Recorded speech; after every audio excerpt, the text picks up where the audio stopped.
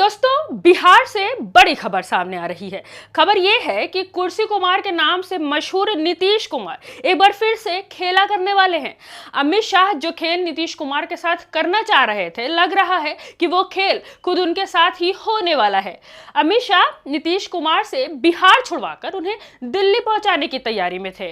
यानी बीजेपी और पीएम साहब के चाणक्य ऐसी फील्डिंग सेट कर रहे थे कि पूरा गेम बिहार का पलट जाए और बिहार की सियासत उनके हाथ में आ जाए। लेकिन नीतीश कुमार ने अचानक सीमांचल के दौरे पर पहुंचकर बीजेपी को परेशान कर दिया।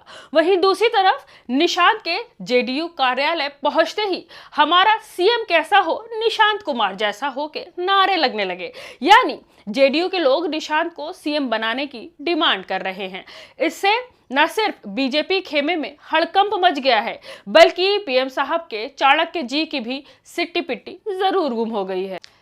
जी हाँ दोस्तों, बिहार की राजनीति में एक ऐसा वाकया हुआ है जिसने दिल्ली से लेकर पटना तक के सियासी गलियारों में हलचल मचा दी। जेडीयू की प्राथमिक सदस्यता लेने के महज 4 दिन के बाद जब निशांत कुमार पार्टी के कार्यालय पहुंचे तो वहां का मंजर किसी बड़े स्टार के आगमन जैसा दिखा। कार्यकर्ताओं का हुजूम और जो जोश है वो देखने लायक था। लेकिन सबसे बड़ा संकेत तब मिला जब भीड़ में से एक गूंज सुनाई दी, बिहार का सीएम कैसा हो, निशांत कुमार जैसा हो। सोचिए, जिस दल में नीतीश कुमार ही सर्वे सर्वा है, वहां उनके बेटे के लिए ऐसी नारेबाजी होना कोई सामान्य घटना नहीं है। ये एक वेल प्लान्ड मैसेज है कि जेडीयू या फिर खुद नीतीश कुमार मुख्यमंत्री के पद को लेकर अब किसी भी स्तर पर कोई समझौता करने के मूड में नहीं है। इस घटना ने बीजेपी के खेमे में जबरदस्त बेचैनी पैदा कर दी। जो बीजेपी नीतीश के जाने का इंतजार कर रही थी, उसे अब एहसास हो गया है कि नीतीश ने वहां रिमोट ही नहीं छोड़ा है, बल्कि अपना वारिस भी तैयार कर लिया है। आपको बता दें कि जब से नीतीश कुमार ने राज्यसभा के लिए फॉर्म भरा था, तभी से ये चर्चा आम है कि नीतीश कुमार बहुत प्रेशर में है। और जिस तरह से अचानक अमित शाह ने पटना पहुंचकर उनका नामांकन कराया, इससे एक बात बहुत हद तक साफ हो गई है कि अंदर खाने में बीजेपी अपना सीएम तैयार मान रही है। आम जनमानस से लेकर बीजेपी के अंदर खाने में भी ये चर्चा है कि बीजेपी सम्राट चौधरी को सीएम बना सकती है। लेकिन एक बार फिर से नीतीश कुमार ने गेम पलट दिया है, गेम खेल दिया है। अपने सीएम पद से संन्यास लेने से पहले सीमांचल के दौरे पर निकल गए हैं नीतीश कुमार और वहां के अधिकारियों से लेकर आम नेताओं को नीतीश ने इतना तगड़ा डोज दिया है कि हड़कंप मचा हुआ है। आपको बता दें कि पिछले दिनों जब अमित शाह अचानक पटना पहुंचे थे, तब वो सीमांचल के दौरे पर गए थे। वहां अमित शाह ने घुसपैठिया वाला राग आलापा था।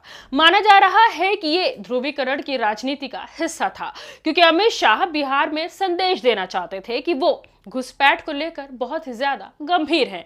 उस वक्त अमित शाह के सीमांचल दौरे पर यह चर्चा थी कि वो बंगाल का कुछ हिस्सा और सीमांचल को जोड़कर एक नया केंद्र शासित प्रदेश बनाएंगे। दरअसल माना जाता है कि ये बिहार बंगाल के समीकरणों को हिंदू मुस्लिम के ध्रुवीकरण में बदलने की एक सुनियोजित साजिश थी। बीजेपी चाहती थी कि यहाँ का माहौल गर्म किया जाए और नए केंद्र शासित प्रदेश की चर्चाओं को हवा दी जाए। लेकिन नीतीश कुमार ने शाह के जाते ही सीमांचल का दौरा प्लान करके उनकी सारी गोटियां पलट दी। नीतीश जानते हैं कि अल्पसंख्यक समाज उनका पारंपरिक वोट बैंक है और अगर वो शाह की कट्टर हिंदुत्व वाली लाइन पर चले तो उनका खुद का वजूद जो है वो खत्म हो जाएगा। 2013 में मोदी के नाम पर एनडीए से अलग होना या फिर आज सीमांचल का दौरा, नीतीश ने हमेशा अपनी सेक्युलर छवि जो है उसको ढाल बनाकर बीजेपी को चुनौती दी है। अब यही चुनौती एक बार फिर से बीजेपी को अखरने लगी है। आपको बता दें कि साल 2020 में 43 सीटों पर सिमटने वाले नीतीश को बीजेपी ने छोटा भाई समझकर जो दबाने की कोशिश की थी, वो आज उन पर भारी पड़ रही है। आज जेडीयू के पास 85 सीटें हैं और बीजेपी उनसे महज 4 कदम दूर है।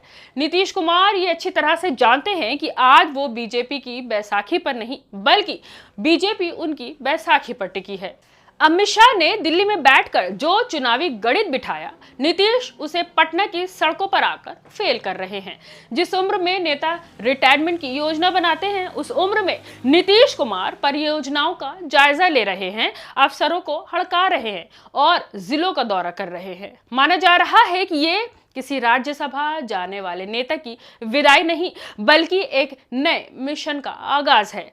नीतीश का अपने नेताओं को साफ संदेश है कि घबराओ मत, मैं कहीं नहीं जा रहा, मेरी नजर सब पर रहेगी।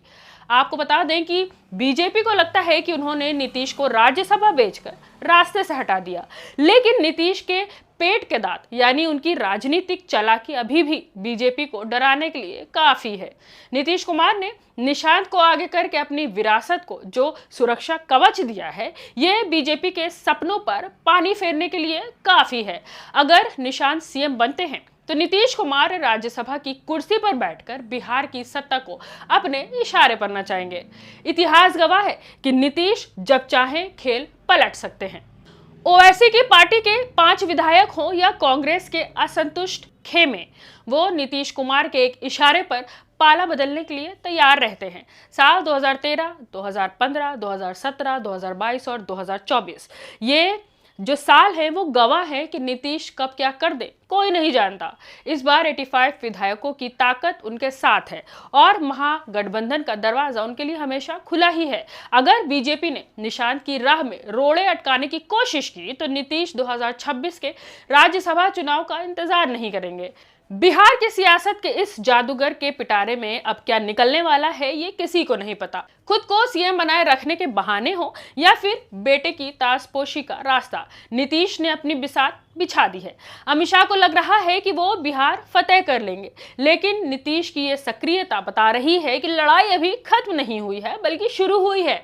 अब सवाल यही है कि 30 मार्च तक क्या होता है। क्या नीतीश कुमार राज्यसभा का टिकट ठुकरा देंगे या फिर बिहार की गद्दी पर बैठकर दिल्ली को एक नया चमत्कार दिखाएंगे? क्या निशांत कुमार ही होंगे बिहार के अगले मुख्यमंत्री? आप इस पर क्या सोचते हैं? अपनी राय हमें कमेंट के रूप में जरूर बताएं। खबर को लाइक करें और शेयर भी करें। देखते रहिए रिपोर्टर मैडम और मैं हूं रुबान सारी।